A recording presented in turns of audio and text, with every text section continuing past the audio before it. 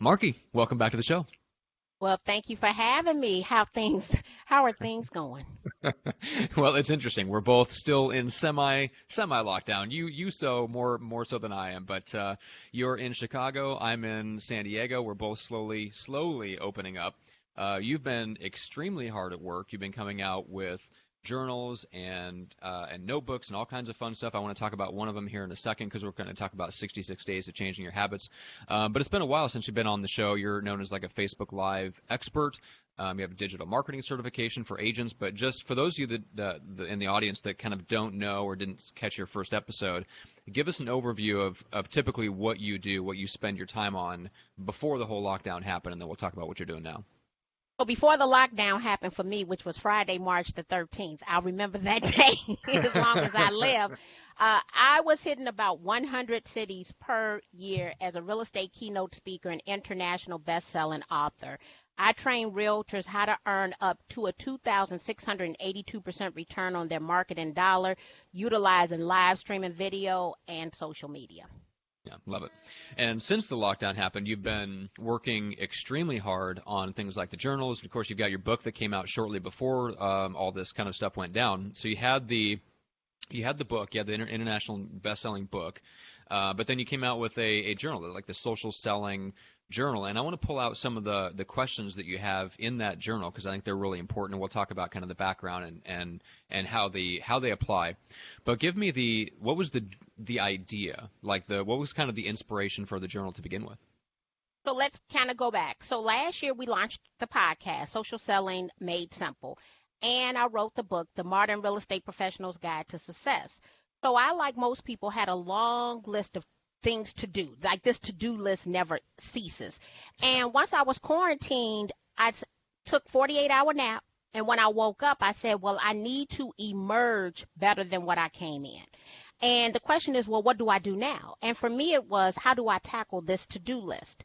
So on that to-do list, I had things like create a planner, create a journal, create notebooks. There were all these different things that I wanted to create for people in real estate.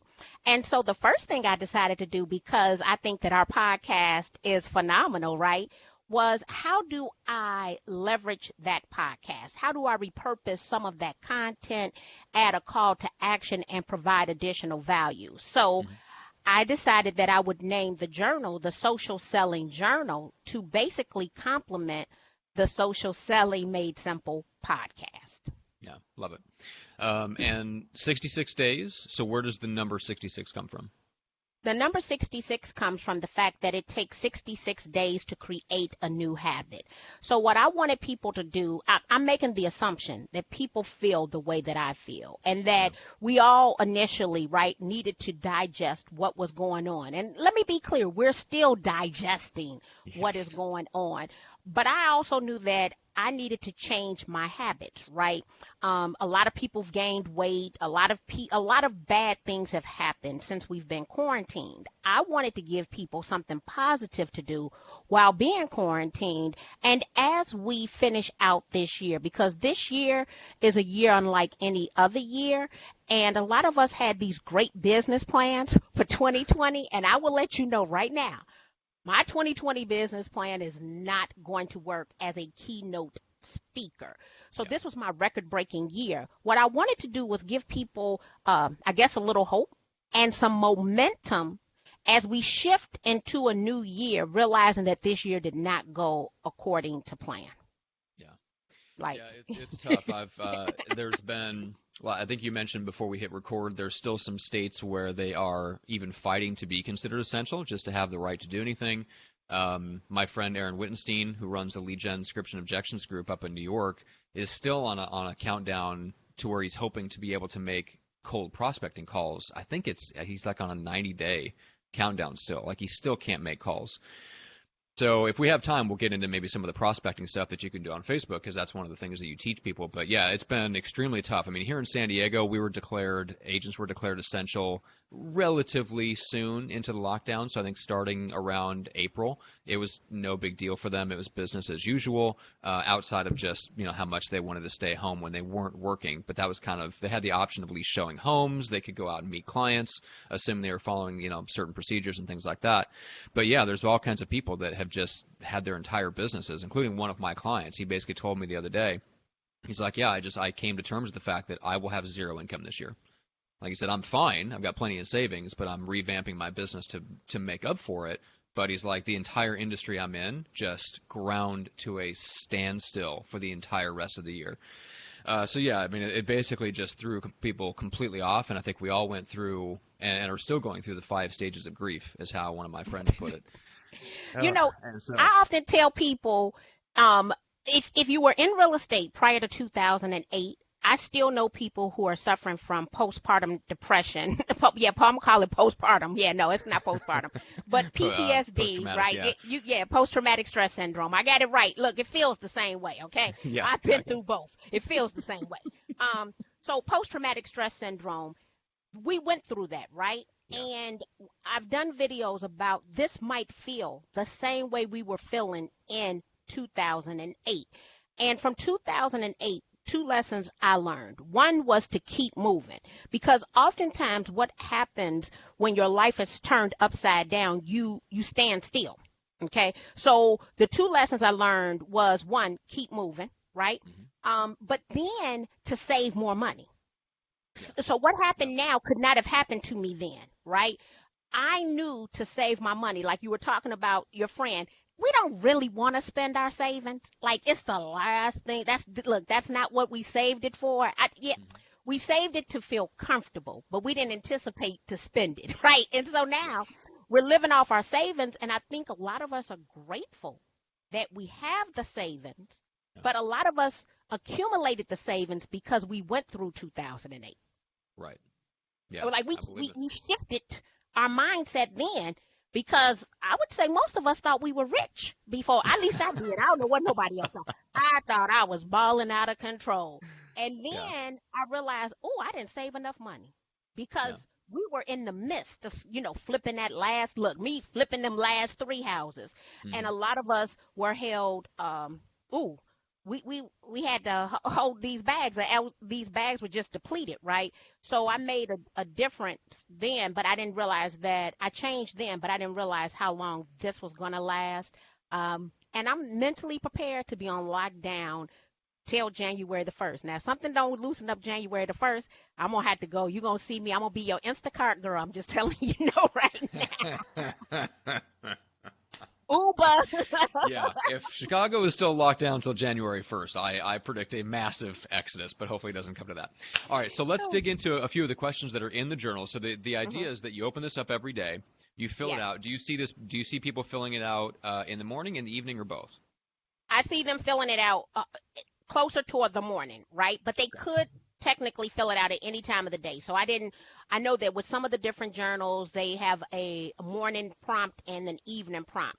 What I like to do is start with a quote that is pulled from the podcast. And so on this day, it says, through Instagram, people will feel like they know you with the daily stories you share. So we know that those stories disappear every 24 hours. People are allowing people to get to know them. So the whole goal is that people take more actions in connecting with people, but that they build a routine into their lives. So the first one is, what is your morning routine? So I said something to you earlier, and you looked at me like I was crazy. And I said, I come and sit in my office. I am in my office every morning at 7 a.m. Yeah. Whether I'm going to work out on Monday, Wednesdays, and Fridays, or whether I'm coming to start my work day. And let me say this, that was not the case the first 2 weeks. I slept for 48 hours at first, and then it took me 2 weeks to get my head wrapped around what would I do then. And so what does that morning routine look like? The next one is, how did you prospect for new business today? Whether you're essential or non-essential, we still need to add customers to our customer relationship management system. So what are you doing, whether you're essential or not, in order to prospect. And I know that we talked about what some of those things are. I'm still doing Facebook Live videos with a call to action, taking people to a landing page. I still need to add people to my customer relationship management system. And my business is 100% referral. So I don't accept referrals. I give referrals. And today I had 3 revenue share checks as a result of that effort, which lets me know that I can prospect for clients anywhere. I don't have to meet you face to face. I don't have to go to the networking event. Do I believe that I get a higher conversion when I do? Yes. But I'm not going anywhere, right? I'm right here at home. So it's working very well for someone who is determined to stay in the house. Mhm. So how did you prospect? Okay. How many calls, text, emails, mobile business cards, and handwritten notes did you send out today? Mhm. Because every single day you need to take one of these actions, right? For me, I'm not calling that much. I have been on the phone more lately, but I'm not a phone person. Yeah. But that doesn't mean that I don't send people audio messages and video messages. Mhm. What did you post today? A blog post, a picture, a video, or a new idea? And I intentionally put new idea down because I unfollow people who are very gifted at only sharing other people's content. Like they don't have an original idea in their mind. I know I will seriously I'm laughing at the unfollow you. artful way that you put that. They're very blessed with creatively posting other people's crap. You know that person, right? They I haven't do. posted anything original. You don't know anything about them, but Right. they can scour the internet and they can repost the greatest of content. Well, I could Yeah. have found that myself. Yeah. Give me an original thought or an idea, right? Yeah. Um, this is what I think is important because we definitely have people, some people are going to be offended once they hear this. The overshare, the person who shares 20 things in the course of the day but didn't share nothing, right? Yeah. Yeah. So, what value did you deliver today that sets you apart and makes you different from everyone else? Mhm. Essentially, what is your unique selling proposition, right? Yeah. But you got to break that all the way down. So Yeah. I Yeah. think I put it real simple for you, right? I want to know what you did that everybody else didn't do already. Right. What is one thing you learned today? And I have obtained a PhD from YouTube University. Like I am their best diligent student, right? Um, you can learn a lot of great things from YouTube, but then you have to make sure you're sourcing who you're learning that content from. I know that I'm a visual learner. Mhm. And so the person who's just talking, I don't learn much for them. I like you to pop open your computer and do a screen share. Yeah. And I have people who I follow because I think they're great teachers, but they cater to the visual learner. So with that being said, I want to know, what did you learn today? And I've I've learned a lot since I've been home on break. I've learned about KDP, POD, all these acronyms, Kindle Print on Demand, and then Print on Demand, and Mhm. Printful, and Printify, and the 300 DPI for your photos. All this stuff I really did not know before, right? Yeah. Because of YouTube. What is one thing you struggled with today? Because you do have to acknowledge that you've had some struggles. So I've struggled with something every single day because it is new to me, right? Yeah. So once you come up, you have this hurdle, right? Oh God, how do I do that? I actually write down the question, what do I need? Like today, I need to learn how to integrate Ingram Sparks with Kindle Print on Demand or Amazon, because not only do I have a paperback, but I also have a hard copy book. So Mm. concentrate on the solution, not on the problem. It's a question written down. Marki, how do you do this? And that is going to be one of the things that I am going to accomplish today. So Mhm. what solution can help you overcome your struggle? Mhm. Right. So every single day, imagine if you did this for 66 days. One, you Mhm. would have provided 66 days of something different no one else is doing. You will have learned 66 things, you will have come up with 66 solutions to your problems. And once you write that question down, if you can't find it at YouTube University, then we have all these great groups on Facebook that we can go and we can ask these questions, right? And there is someone in every group who will basically point you in the right direction. It's true. All Yeah, of my Facebook groups questions. are amazing for that. Yeah, all of my questions have been answered. Every Yeah. problem that I've had, or I didn't figure, like, well, how does that work? Or why didn't Mhm. it work this way, right? I'm writing it down. And now I then go, well, I didn't see it at YouTube, so let me go over Mhm. to Facebook to one of the private groups that specialize in that subject and ask the question there. I have solved every last one of my problems. Yeah. Yeah, I've had a very similar experience during lockdown, because I've started to get back into recording music again. It's been a few years. I think it's 5 years ago, maybe even more, since I like recorded, mixed, and mastered my own album. So I've used professional software before, but I got like the real deal pro software the studios use. So I've got it on my laptop. So I start using it at home, and you immediately run into all those same things because you're a beginner, right? So I'm thinking, well, I've used other software before. It'll be a pretty simple conversion process. Absolutely not. Terrible. Every time I open it, something's wrong. But I started to work through it, and I didn't work through your journal, but I worked through that same exact process. I said, okay, the problem is not me, and the problem is not the software. The problem is I don't know it well enough, so I need to fix that. So I did exactly what you said. I put myself through YouTube University, and what I decided was that, like, yeah, I'll look up the individual answers to these specific sticking points that I'm running into, and some of them I'll find and some of them I won't. But I identify what that, like, asking myself the question, it dawned on me what the root problem was. The root problem wasn't the individual sticking points. It was just that I didn't know the software well enough, and I was creating my own issues. So I said, okay, well, every day for the next month, I'm going to watch one tutorial on YouTube about it. That was a month and a half ago. It completely fixed and eliminated the problem, even though half the tutorials that I watched weren't specifically addressing the sticking points I was running into. What they were doing is they were preventing the next round of things from even coming up. So I think, yeah, if you ask yourself those questions that, every single day, your subconscious will serve you up the answer. You may not always like it. Like, I didn't want to acknowledge at first that the problem was the fact that I just didn't know the software well enough. But my subconscious told me, this is the problem, now go fix it. And I decided to go fix it. So rather than throwing my laptop across the room, which I was very tempted to do, I decided to put myself through YouTube University. So I love what you're saying about that, because it's so true. And you know what?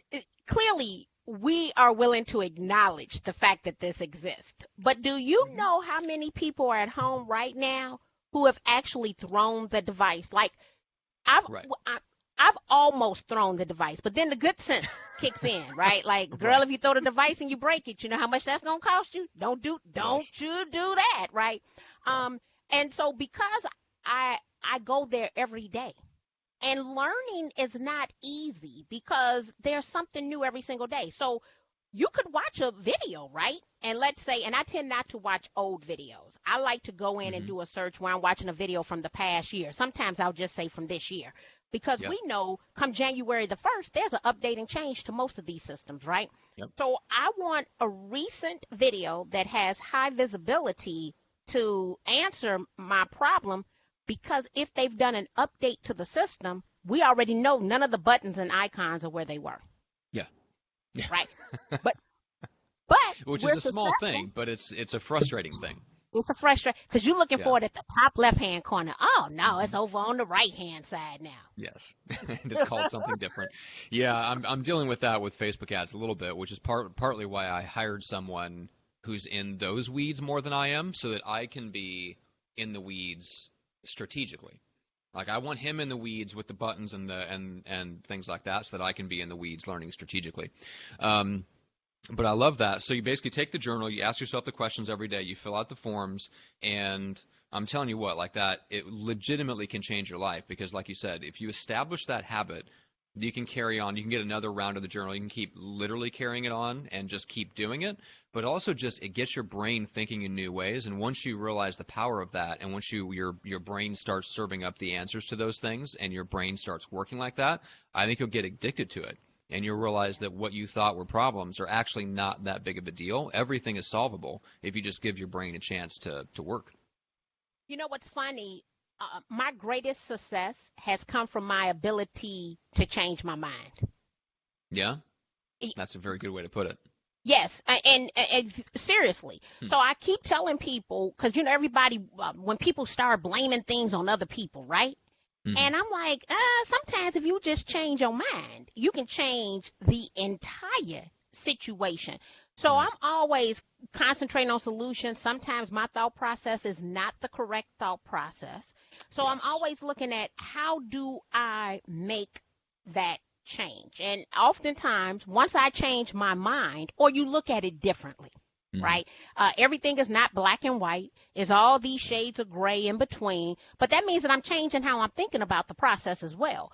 Yeah. And it's worked very well. It has served me well if you change your mind. Because I'm seeing people, that'll never work. Well, first of all, we need to change how you're talking to yourself, Yep. Yep. which means you got to change your mind about how you're talking to yourself, right?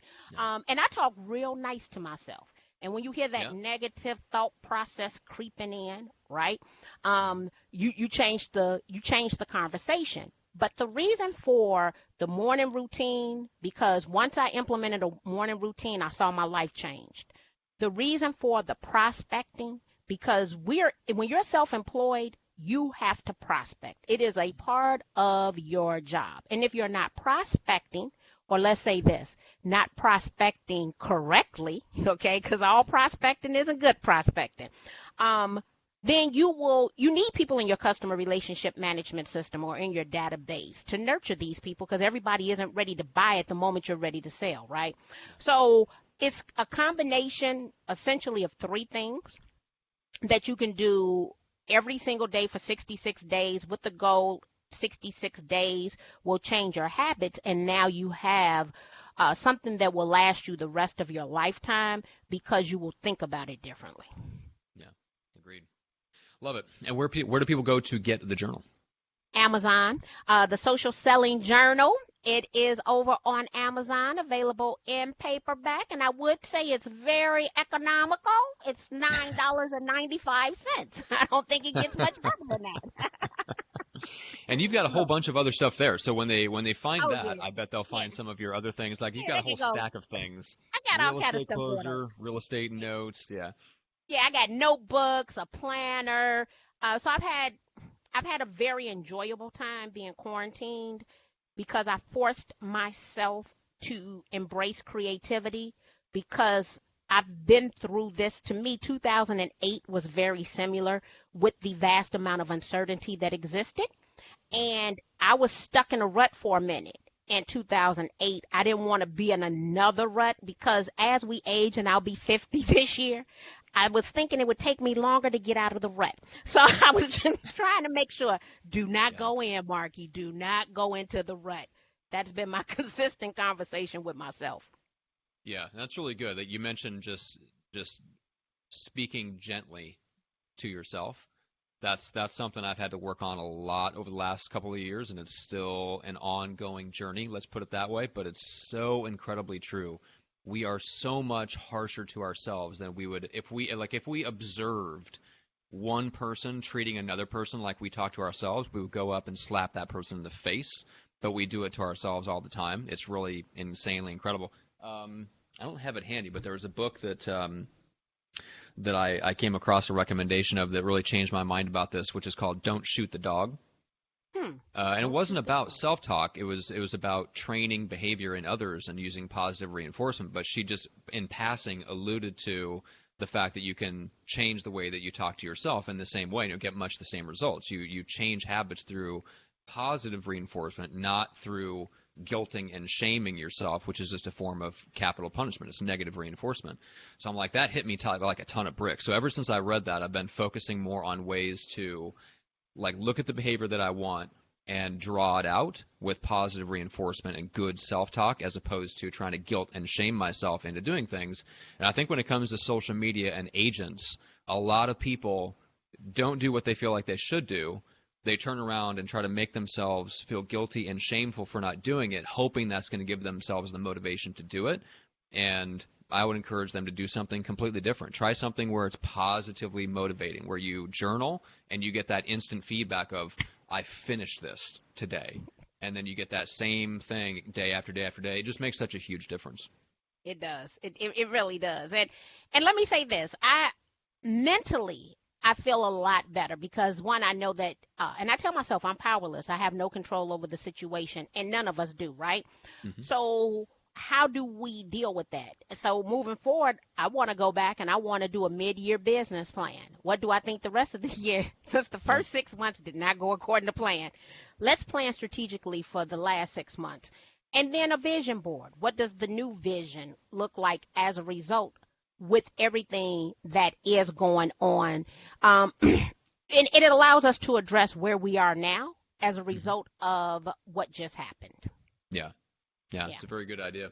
Yeah, especially for anyone who's in, in the situation where you're not sure if you'll be allowed to continue, or if you're like our friend Aaron in New York, where, if there's any whiff of a second surge, like they're going to crank down and lock down hard, and you might have the ability to not make prospecting calls again for another big chunk of the year. And so if you're in a state like that, you got to prepare for the worst and hope for the best. I think is probably the best course of action. So I will give you a quick plug, though, for the podcast as well. So so Social Selling Made Simple, check it out on Apple Podcasts and Spotify. As many of you heard, Joe Rogan signed a $100 million plus deal to move his podcast to Spotify. So Spotify is about to get a lot more attention. There's probably a lot of people that don't realize you can listen to the podcast on Spotify. I've been trying it out for the last couple of months, and I think the user experience is better than Apple's app. So I think there's going to be a lot of people that move over. So your podcast is already there.